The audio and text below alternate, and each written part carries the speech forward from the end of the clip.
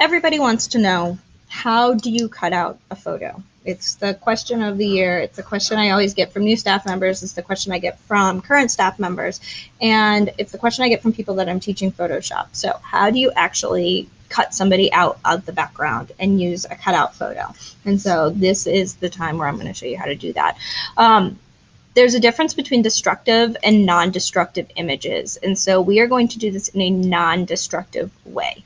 And what that means is that I can go back to this image later and I can bring that background back. Or I can go back to the image later and still be able to adjust it in some way. If I were to do this in a destructive way, that background would be gone forever, and I would never be able to bring it back unless I went back to the original image and went through the process again.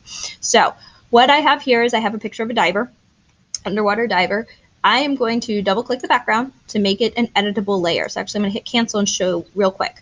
The layers panel over here on the right hand side of my screen, you can see my layer is visible because the eyeball is there. You can see a thumbnail of the layer, the name of it, and the lock, which means I cannot edit that photo. I can try doing things to it and it's not going to let me because it's locked.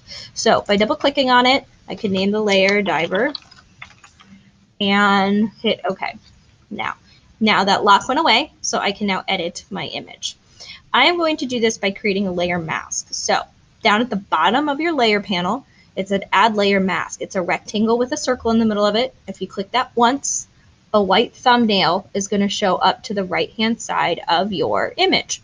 And it's selected, and I know that because these white corners are activated. So if I select the image, that's me editing the image. If I select the layer mask, that's me working with the layer mask. So I have my layer mask selected. I'm now going to go to my brush tool. My brush tool is over here on the left-hand side of my tools panel. And with my brush tool, there are a couple different options. Option number one is what type of brush I choose. I can have a hard brush, which will be nice and crisp around the edges, or I can have a soft brush, which will create some sort of feathering. There are other types of brushes that you can use, as you can see.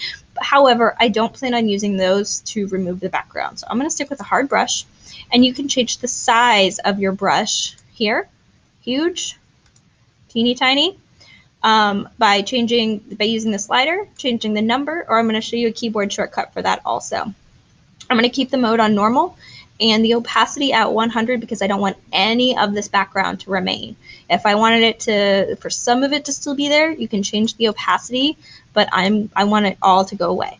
So I'm now going to go with my brush down here to my colors and make sure that I have black on top. True black is going to be 00000. Down RGB. Okay, and then this needs to be white, which should be 255 down the RGB, 100%. So I have black and white. My black is going to erase, and my white is going to bring things back. So with black as my foreground color, which means it's on top, when I start to color on this image, you can see that I'm erasing that background. And I know that the background is transparent because this checkerboard pattern is what makes it transparent. That's telling me that there is no background anymore to this image. Now, if I tried to erase the background using the same size brush this whole time, I would probably miss little bits and it would take me forever. So I'm going to make the brush bigger. To the right-hand side of the P key on your keyboard, there are the brackets. If you use the right bracket, it makes the brush bigger. If you use the left bracket, it makes the brush smaller. So I'm going to make it bigger and erase the majority of my background here. You want to make sure that you get around the edges of your image so that way you don't have an awkward line, and you want to get all of the little bits in between too. Now, I'm going about, oh no, I just cut the man in half. Or women, I'm not sure. But what I'm going to do is if you switch the black and the white with white on top, I'm going to show you that you can bring anything back. And that is the beauty of having this as a non-destructive editing, is that you can bring it back and forth all you want. Control plus will zoom in, and with that I can make my brush smaller, and I can really get along the edge, and I would make it even smaller than that. Take the time. This is something that should be time consuming. This is not something that should take 2 seconds, because anytime you do a cutout, anytime you do a cutout, it will be very clear if time was taken to really do it correctly. All of these little, the little blocks that are pixels of color will show up. I just cut his oxygen off, sorry dude.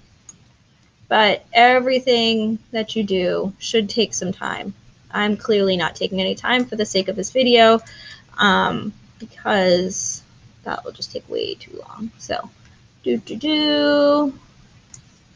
you hold down the space bar, you get your little hand here, and then you can click and drag your image around, which is helpful. Cutting him out, cutting him out. Yeah, this looks awesome. And then when I hit Control-0, or Command if you've got a Mac, then I can go in and fill in all of this extra space too. So, not the best job in the world, but there is no longer a background. If you go and look at the layers panel right now, you can see that that white box now has a bunch of black on it. That black is me actually painting away the background. And if you start painting and it just turns like you're just coloring the guy black, yeah, okay, he's good and found. You're just coloring the guy black, that means that you have the layer instead of the layer mask selected, and you need to select that layer mask. So I have my man cut out. I can now move him around if I want to within here. If I had another Photoshop document open, I can move him over there.